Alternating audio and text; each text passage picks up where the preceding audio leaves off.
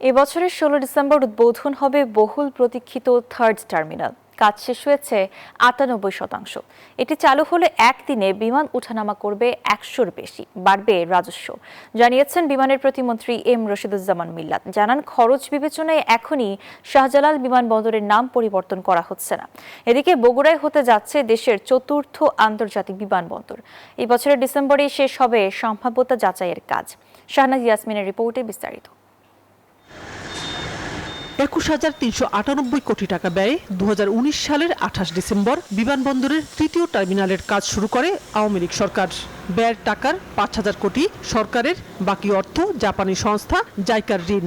কথা ছিল ২০২৪ সালের মধ্যে চালু হবে, যা আর সম্ভব হয়নি।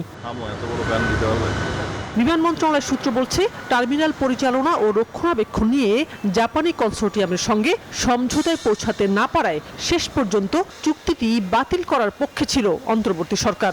বিএনপির নেতৃত্বের সরকার গঠনের পর নতুন করে আলোচনায় থার্ড টার্মিনাল। পুনঃচুক্তি জাপানের সাথে, মিটেছে রাজস্ব ভাগাভাগি নিয়ে। বসুন্ধরা টিস্যু, অশুদ্ধতার বিরুদ্ধে এক বিন্দুও ছাড় নয়। জাপানের সাথে মতবিরোধ।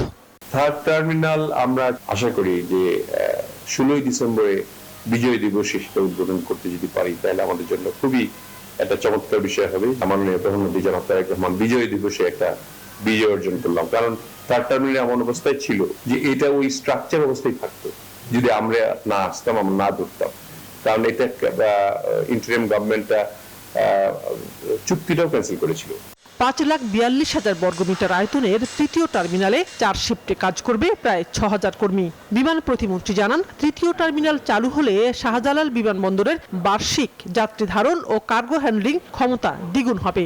সেকেন্ড রানওয়ে করার জন্য আমরা প্রস্তাব ক্যাবিনেটে রাখবো। জায়গা আমাদের পশ্চিম দিকে কিছু আছে, এয়ারফোর্সের জায়গা, তাদের সঙ্গে নেগোশিয়েট করে যদি করা যায়, তাহলে আপনার এখানে এখন যে আমাদের ইনফ্রাস্ট্রাকচার আছে তাতে করে ১০০ প্লেনের বেশি ওঠানামা করতে পারবেন না ২৪ ঘন্টায়। এখন যেটা করছে তার চেয়ে দ্বিগুণ হবে আর কি, কারণ আমাদের এখানে ল্যান্ডিং স্টেশনটা বেশি, আমাদের স্পেসটা বেশি আছে এবং আমরা প্লেনগুলো বেশি রাখতে পারবো। থার্ড টার্মিনাল চালু হলে বিমানবন্দরের প্রথম ও দ্বিতীয় টার্মিনাল ব্যবহার হবে অভ্যন্তরীণ এবং হজ ফ্লাইটের জন্য। তবে এখনই পরিবর্তন হচ্ছে না শাহজালাল আন্তর্জাতিক বিমানবন্দরের নাম চেঞ্জ করতে গেলে এখন যদি করতে যান, এটা অ্যাটলিস্ট ৫০,০০০ কোটি টাকা খরচ হবে। তখন খরচ ছিল ১৬,০০০ কোটি টাকা, যখন জিয়া চেঞ্জ করে শাহজালাল করেছিল যখন।